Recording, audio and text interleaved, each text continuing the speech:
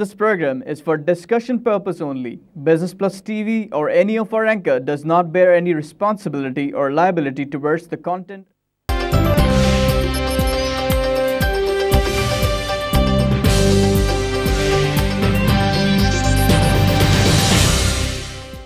This is Business Plus broadcasting live from Karachi, Pakistan. You're watching PSX Hotline. I'm your host Tariq Khan Javed.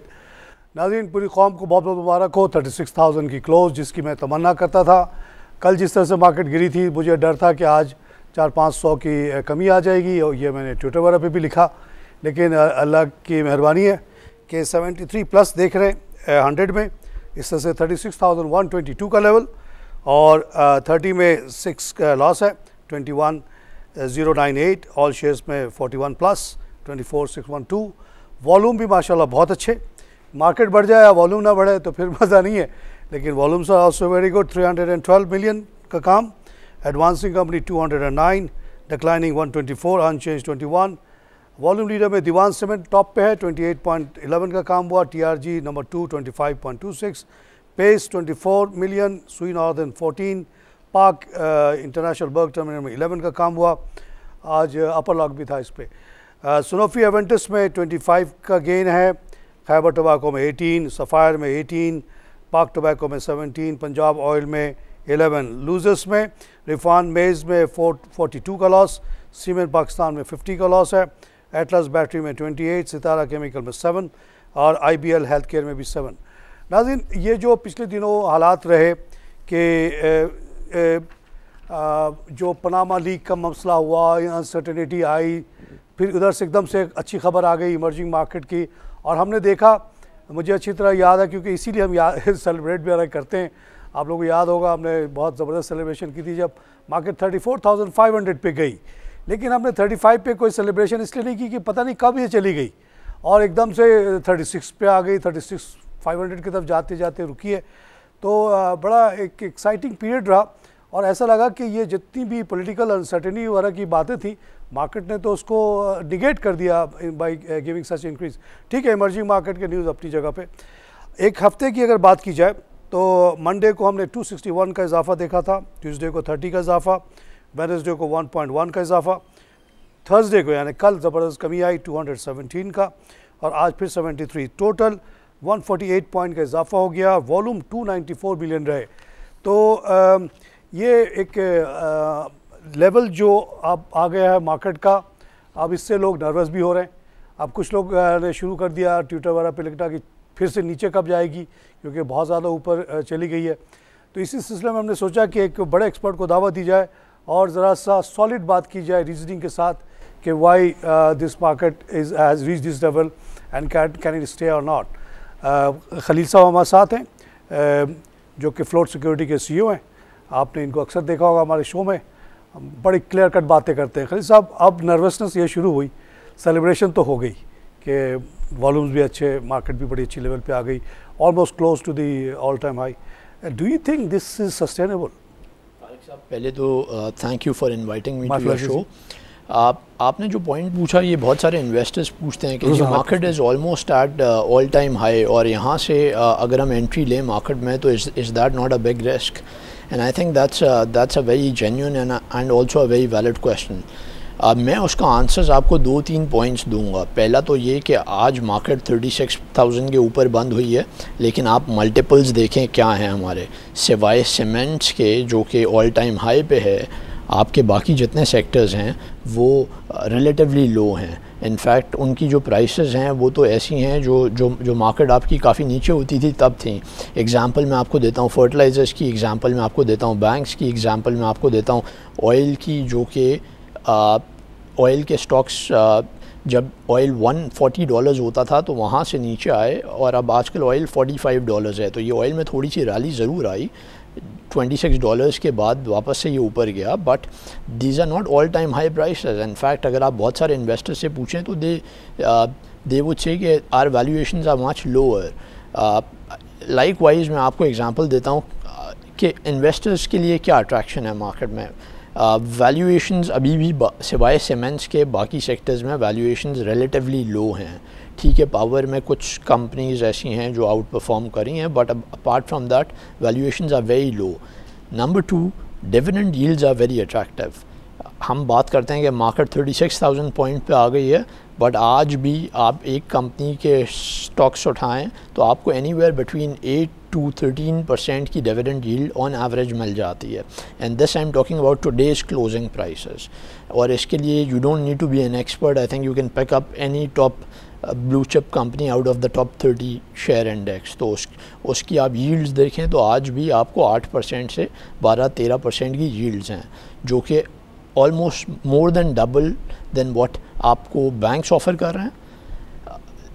Problem क्या आती है कि बहुत सारे ऐसे इन्वेस्टर्स हैं जो स्टॉक मार्केट को वैल्यू करते हैं प्रॉपर्टी से या बाकी और सेक्टर्स से। प्रॉपर्टी का तो कुछ पता नहीं होता जी, कभी एकदम बढ़ जाता है, कभी एकदम घट भी जाता है। जी, लेकिन मैं आपको इसकी तीसरी only comparison can be with the money market. जी, मैं आपको तीसरी एग्जांपल ये देता हूँ कि जो मार्केट में वैल्यूएशंस अभी हैं 36,000 के लेवल पे, आपको अगर यील्ड्स यहाँ से बहुत अच्छी मिलती हैं, आपको अर्निंग मल्टीपल्स लो मिलते हैं, और आपको तीसरी चीज़ है कि कंपनीज़ में ग्रोथ नज़र आती हो। अगर आपको नज़र आता है कि उसकी कंपनी की अर्निंग ग्रो कर रही है, जो कि बहुत सारे रीजंस हैं, चाइना पाकिस्तान इकनॉमिक कॉरिडोर हो गया, जो कि हमारी डोमेस्टिक कंजम्पशन हो गई, हमारी पॉपुलेशन के फिगर्स हो गए, ऑल्दो डिस्पाइट एक्सपोर्ट्स में अप एंड डाउन्स आ सकते हैं, या जनरली एक परसेप्शन ये है कि एक्सपोर्ट्स डिक्लाइन कर रही हैं, but domestic consumption is booming and domestic market is booming. And इसमें लास्टली जो आपका फैक्टर है MSCI अपग्रेड का, वो अभी इनकॉर्पोरेट, आई थिंक अभी तो सिर्फ उसके मोमेंटम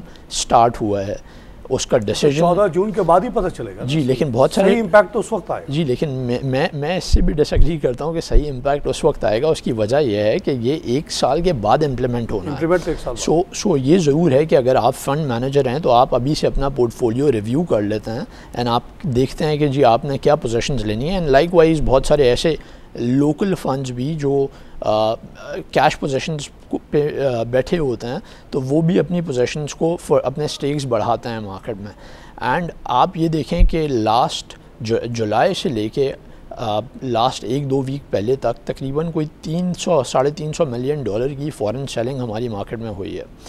अगर ये फ़ॉरेन सेलिंग रुक जाए और इसके बदले में 500 से 600 मिलियन डॉलर मार्केट में पंप इन हो जाए, तो आपकी वैल्यूएशंस क्या होंगी? फिर आपको 36,000 हाई नहीं लगेगा। यू वुड से कि the valuation should at least be 50,000 और अब बियॉन्ड दैट। और उसका रीज़न ये है कि अर्निंग्स आपकी ग्रो कर रही हैं और अर्निंग्स डबल डिजिट में ग्रो कर रही हैं। सो 50,000 का कह के आपने मुझे खुश कर दिया। देखिए, मैं आपको सिर्फ ये कहूँगा कि इन्वेस्टर्स को सिर्फ इंडेक्स को नहीं देखना चाहिए, दे शुड पिक कि किन सेक्टर्स में क्या वैल्यूएशंस हैं और वैल्यूएशन की बेसिस पे आप जाएं। हो सकता है कि फर्टिलाइज़र सेक्टर में कोई एक बहुत अच्छी वैल्यूएशन हो और एक बहुत हाई वैल्यूएशन हो, और जो हाई वैल्यूएशन है शायद उसमें ग्रोथ ना नज़र आए हमें। लाइकवाइज हो सकता है कि हम सीमेंट्स की बात करते हैं कि ऑलरेडी बढ़ गए हैं, बट हो सकता है कि हमें फर्दर और भी ग्रोथ नज़र आया उसमें, बिकॉज डेवलपमेंट एक्टिविटी आगे और बढ़ रही है। और अगर डेवलपमेंट एक्टिविटी बढ़ती है तो अभी भी हमारी कंजम्पशन या हमारी जो कैपेसिटी यूटिलाइजेशन है वो 100% नहीं है। अगर वो बढ़ जाती है, क्लोज़र टू 100% चली जाती है, तो आप देखें प्रॉफिटेबिलिटी क्या होगी। फिर आप इसको ये भी देखें, इसका ये भी स्कोप देखें कि अगर प्रोजेक्ट्स बहुत ज़्यादा लग जाते हैं तो ऐसा भी हो सकता है कि जी हमें बाहर से मंगवानी पड़े, जब तक यहाँ पे जो सीमेंट वाले प्लांट्स हैं वो अपनी एक्सपेंशन मोड में जा रहे हैं और जब तक उनकी वो ऑनलाइन नहीं आती। So this is just one example. I think investors को डबल डिजिट ग्रोथ नज़र आ रही है अभी भी, उनको डबल डिजिट रिटर्न्स मिल रहे हैं। और कॉर्पोरेट गवर्नेंस की मैं थोड़ी सी बात करूँगा कि आज जो कॉर्पोरेट गवर्नेंस मार्केट में है वो आज से 10 साल पहले से बहुत ज़्यादा अच्छी है। इनफैक्ट कस्टमर्स की जो कस्टडी ऑफ एसेट्स और क्लाइंट सेग्रीगेशन ऑफ फंड्स और इस तरह के जो रूल्स हैं वो इतने स्ट्रिक्ट हैं कि आप as a investor you feel a lot more secure with your investments. आपको अपने फंड्स किसी ब्रोकरेज हाउस के पास रखने की ज़रूरत नहीं है। आप चाहें तो आपकी डायरेक्ट सेटलमेंट हो सकती है, आपको ज़रूरत नहीं। क्या कहते हैं CDC खोले नहीं, वो एक और है उसके साथ कस्टोडियल सर्विस जो है। जी 2 तरह की ऑफ़र हो रही है, CDC भी कर रहा है, नेशनल क्लियरिंग भी कर रहा है, जिसमें आप अपनी डायरेक्ट सेटलमेंट्स करवा सकते हैं। नेशनल क्लियरिंग में you can open A custodial service account, it's called a UIS account. USI। So basically what you can do is कि आप जैसे किसी ब्रोकरेज हाउस के पास रजिस्टर करवाते हैं वैसे ही आपकी रजिस्ट्रेशन नेशनल क्लियरिंग करेगा, बट आपके फंड्स की जो रिस्पॉन्सिबिलिटी होगी वो नेशनल क्लियरिंग की होगी। So all you would do is execute your trade through a brokerage house, लेकिन आपकी सेटलमेंट की साइड जो है वो नेशनल क्लियरिंग देखेगा। लाइकवाइज कैश आपका नेशनल क्लियरिंग में पड़ा है जी, और जो ब्रोकर है वो उससे पैसे लेके नहीं, ब्रोकर का सिर्फ इन्वॉल्वमेंट उसमें ये होगा कि जो ब्रोकरेज हाउसेस हैं उनका इन्वॉल्वमेंट ये होगा कि वो आपके ऑर्डर्स लेंगे और उस पर आपकी सिर्फ कमीशन और बाकी जो आपके चार्जेस हैं वो ट्रांजैक्शन रिलेटेड चार्जेस आपसे लेंगे और उसकी आपको बिलिंग करेंगे। उसके डिफरेंट मैकेनिज़म्स हैं, उसके लिए वो कुछ एडवांस भी आपसे ले सकते हैं या आप वो उसके बाद भी ट्रांजैक्शन के डिपेंडिंग ऑन आपकी अपने ब्रोकरेज हाउस से कैसी रिलेशनशिप है। सो एज अ कस्टमर उसमें कुछ टीथिंग प्रॉब्लम ज़रूर हैं, क्योंकि लोग ब्रोकरेज हाउसेस के साथ डील करने में ज़्यादा कंफर्टेबल होते हैं बिकॉज दे नो कि हम किससे डील कर रहे हैं। एंड लाइकवाइज ये फैमिली ओन बिजनेसेस रहे हैं पहले। इसमें majority I would say 85% of the businesses are family own businesses, सिवाय 14 या 15 या 20 ब्रोकरेज हाउसेस के मेजॉरिटी हाउसेस फैमिली ओन रहे हैं। हालांकि वो पीटीवी लिखते हैं लिमिटेड लायबिलिटी कंपनी, मगर still owned by the family। देखिए जी, limited liability company owned by the family जी। इसका बैकग्राउंड ये है कि इसको कॉर्पोरेटाइजेशन करा गया था ताकि ये एक इंडिविजुअल की जगह इसको कंपनी की फॉर्मेलिटीज़ में लाया जाए और इसकी ताकि वो उसकी कंटिन्यूटी रहे। एक तो क्योंकि इंडिविजुअल मर गया तो ख़त्म वो भी है, बट उसके साथ बहुत सारी कॉर्पोरेट गवर्नेंस की जो रूल्स हैं ताकि वो अप्लाई हो सकें उस पर, इंडिविजुअल पे नहीं कर सकते। रिपोर्टिंग के रूल्स अप्लाई हो सकें, वो डिफरेंट कंप्लायंसेस कर सकें। और इनफैक्ट अभी जो प्रपोजल्स डिस्कस हो रहे हैं वो तो ये हो रहे हैं कि इनको पब्लिक लिमिटेड करा जाए, जिस पे एक ब्रोकरेज कम्युनिटी में बहुत ज़्यादा रेजिस्टेंस है बिकॉज दे फील कि these are family own businesses, they should operate as family own businesses and in fact a lot of them have been operating as family own businesses. उसमें they are comfortable with that model and I think they don't want external other people to come into their business and create disturbances for them। देखिए different business models होते हैं। आप कभी भी अगर किसी को फोर्स करें कि जी आप इस तरह करें तो वो उस तरह बिजनेस सक्सेसफुली नहीं कर पाएगा। तो आई थिंक एक अच्छी इन्वायरमेंट ये होती है कि you let businesses flourish and वो फ्लरिश, लेकिन आप ज़रूर उसको रेगुलेट करें और उसको रिक्वायरमेंट्स आप उसकी ज़रूर इंश्योर करें कि वो मीट करे, कंप्लाई करे, but you also have to look at ease of doing business. And मेरा बहुत सारे आपके पहले भी शोज़ में ये पॉइंट रहता है और बहुत सारे और फोरम्स पे भी ये पॉइंट रहता है because as a nation generally हमारा फोकस पेपर वर्क पे बढ़ गया। What we are not looking at is कि जी हमने अपनी एफिशिएंसी कैसे बढ़ानी है, वैल्यू कैसे ऐड करनी है, हमने कंपेटिटिवनेस कैसे ऐड करनी है। जब तक हम ये नहीं करेंगे we will not be able to open more accounts। आप आज अगर अनकम्पेटिटिव हैं और आप पेपर वर्क में ही बिजी हैं तो आप आज 3 ब्रांचेस और भी खोल लेंगे तो आप क्लाइंट बेस नहीं बढ़ा पाएंगे। Client base let people do what they are good at, but obviously आप उसको सिंप्लीफाइड फॉर्म में रेगुलेट करें, बट उनको इन्वॉल्व करके करें, उनको एज अ स्टेक होल्डर करें। हमारी मार्केट में वैल्यूएशंस बहुत अट्रैक्टिव हैं, नई प्रोडक्ट्स की ज़रूरत है। हमें एग्जिस्टिंग प्रोडक्ट्स को सही तरह यूज़ नहीं कर रहे हैं, हमें उन्हें एग्जिस्टिंग प्रोडक्ट्स को सही तरह यूज़ करने की ज़रूरत है। उसके साथ साथ हमें कोई ऐसी भी प्रोडक्ट्स लाने की ज़रूरत है जिसमें छोटे बिजनेसेस इन्वॉल्व हो सकें। मैंने ये आपके शोज़ में पहले भी कहा है, small and medium size companies का एक सेपरेट इंडेक्स हम बनाएं, हम उनको इंकरेज कर सकें कि जी आज अगर आप लिस्ट करवाते हैं, एक प्रिलिमिनरी लिस्टिंग करते हैं विद रिड्यूस्ड रेट्स, आप पे कोई जैसे वेस्ट में होता है छोटी छोटी कंपनियों के लिए अलग इंडेक्सेस होते हैं, पूरे बिल्कुल ही डिफरेंट उसके पैरामीटर्स होते हैं, ऐसा हम कर सकते हैं यहाँ पे। देखिए एक बात मैं कहना चाहूँगा, एक बड़ा कॉमन रूल या फ्रेज़ यूज़ किया जाता है कि if it isn't broke don't amend it. तो अगर कोई चीज़ अच्छी चल रही है मार्केट में तो आप उसको चलने दें या उसको फर्दर इम्प्रूव करें और उसके साथ साथ एडिशंस करें by involving the stakeholders. अगर वैल्यूड एडिशंस कर देते हैं, अगर हम लेट्स से कि अच्छी कोई ऐसी प्रोडक्ट्स ले आते हैं जिसमें छोटी कंपनीज भी इन्वॉल्व हों और उसके साथ हमारी क्लाइंट बेस भी बढ़े। अभी प्रॉब्लम क्या है कि cost of doing business is really high, paper work इतना ज़्यादा है, टैक्सेस बहुत सारी तरह के हैं, बोनस है, विद होल्डिंग टैक्स है, कैपिटल गेंस टैक्स है, डिविडेंड पे टैक्सेशन है। आई कैन अभी कुछ बात चली है, आपको भी इल्म होगा कि कम से कम एक प्रपोजल तो ऑलमोस्ट गवर्नमेंट ने मान लिया है कि बोनस के ऊपर जो टैक्स है वो हटा दिया जाएगा। साथ साथ ये जो कॉर्पोरेट कैपिटल गेन टैक्स है उसके टाइमिंग्स वगैरह में थोड़ी सी रद्द बदल की जा रही है कि 1 साल के बाद दैट शुड नॉट अप्लाई। तो इसके बारे में मज़ीद कोई आपके पास तजवीज़ है? तारिक साहब, मैं पहले तो ये कहूँगा कि हम कैपिटल गेंस की जो रूल्स हैं उसको इतना फ्रीक्वेंटली हम अमेंड करते रहे हैं कि उससे इन्वेस्टर्स बड़े वो हो जाते हैं, कंफ्यूज हो गए। एग्जैक्टली, बिकॉज हम 1 साल उनको ये कहते हैं कि जी आप 2 साल से ज़्यादा की होल्डिंग रखें, आपको टैक्स नहीं लगेगा। अगले साल हम उस रूल को अमेंड कर देते हैं और कहते हैं वो 2 साल का पीरियड अब 4 साल हो गया है। तो एज ए इन्वेस्टर जो मैसेज हम कम्युनिकेट करते हैं वो ये करते हैं कि हमारी पॉलिसीज इनकन्सिस्टेंट है। लेकिन अब जो प्रपोजल गया है कंबाइंड काफ़ी लोगों की तरफ से, हम लोगों ने भी जो यहाँ से भी तजवीज़ दी है, वो ये है कि 1 साल के बाद there should be no tax. 6 month पे थोड़ा सा कर लें, जो भी वो भी कम कर दें। 1 साल के अंदर कोई बेचता है तो उस पर कुछ चार्ज कर दें। Beyond that there should be no, because 1 year is a long time. देखिए, मैं बिल्कुल ट्रेडर तो नहीं बैठता 1 साल तक। मैं बिल्कुल अग्री करूँगा, जिस तरह की भी मोड इस मार्केट को फैसिलिटेट करे वो अच्छी होगी, बिकॉज ये मार्केट आपकी टोटली ट्रांसपेरेंट मार्केट है, टोटली रेगुलेटेड मार्केट है।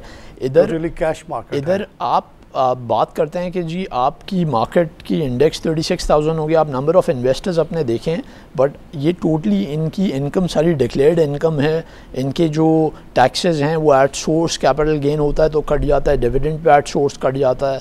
अगर कोई ट्रांजैक्शन करता है तो उसका ब्रोकरेज हाउस उसकी CVT डिडक्ट करके एक्सचेंज को जमा करवा देता है। तो आपको तो एक ऐसे इदारे से इतने ट्रांसपेरेंट तरीके से टैक्सेशन हो रही है कि अगर आप उसमें कोई सिंप्लिसिटी लाते हैं, आप उसमें कोई ईज़ लाते हैं, अब वो ईज़ डिफरेंट तरह से हो सकती है। बोनस की आपने बात की, बहुत अच्छा मेजर होगा, बिकॉज हमने लास्ट 1 साल में ये देखा कि इससे कलेक्शन कोई ख़ास नहीं हुई गवर्नमेंट की। इनफैक्ट गवर्नमेंट ने, लोगों ने बोनस देना ही बंद कर दिया। एग्जैक्टली, सो कोई रोक ज़बरदस्ती तो कर नहीं सकते ना किसी के साथ। एग्जैक्टली, और आई थिंक वो बड़ी अनफेयर मोड है टैक्सेशन का। वो एक बड़ा अच्छा मेजर होगा। इसके साथ साथ मैं ये भी कहूँगा कि आप बाकी मेजर्स को भी देखें, कैपिटल गेंस के रेट्स को कम करें, इस मार्केट को अट्रैक्टिव बनाएं, इस मार्केट को डेवलप करें, बिकॉज आप रेट भी कम होना चाहिए और पीरियड भी मैक्सिमम 1 ईयर से ज़्यादा नहीं, बिकॉज आप देखें, आप कम्पीट कर रहे हैं एक ऐसे बाकी सेक्टर्स से जो टोटली अनरेगुलेटेड हैं। आपकी एक्सचेंज पूरी 100% रेगुलेटेड है। तो आप जब ऐसे एवेन्यूज से कम्पीट कर रहे हो तो आपको इंसेंटिव्स देने हैं लोगों को, and otherwise why would they come here and invest. और इसके साथ जो लोग ऑलरेडी इन्वेस्टेड हैं, जो लोग आपको देख रहे हैं, they look forward to your coming here. We have only few minutes left. मैं ये जानना चाहूँगा कि आपने कहा कि अभी तक वैल्यूएशंस हमारी जो हैं अच्छी हैं, और आपने कुछ एग्जांपल्स भी दिए फर्टिलाइज़र वगैरह के। मैं ये चाहूँगा कि out of so many sectors that we have, in your mind which are the sectors which are still low in terms of prices वगैरह, उनकी अभी भी कम है, यानी मल्टीपल्स उनके कम हैं? थोड़ा सा आप इंडिकेट कर दें ताकि लोगों को इस वक्त देखने की वो हो कि they should go and look into those sector and pick up good ones, bargains. देखिए, पहले तो मैं ये कहूँगा कि हमारे जनरली मार्केट के मल्टीपल्स कोई 8 के लगभग चल रहे हैं, डिपेंडिंग ऑन आप कौन से सेक्टर में जाते हैं। तो एवरेज हो गया ना? एवरेज हो गया। अच्छा, अब आप बाय सेक्टर अगर देख लेते हैं तो बहुत सारी अट्रैक्शंस अवेलेबल हैं, सिवाय कहीं 6 हो तो बता दें। जी, मैं एज आई सेड, सिवाय सीमेंट के बाकी सेक्टर्स ऐसे हैं जो उस तरह परफॉर्म नहीं करे।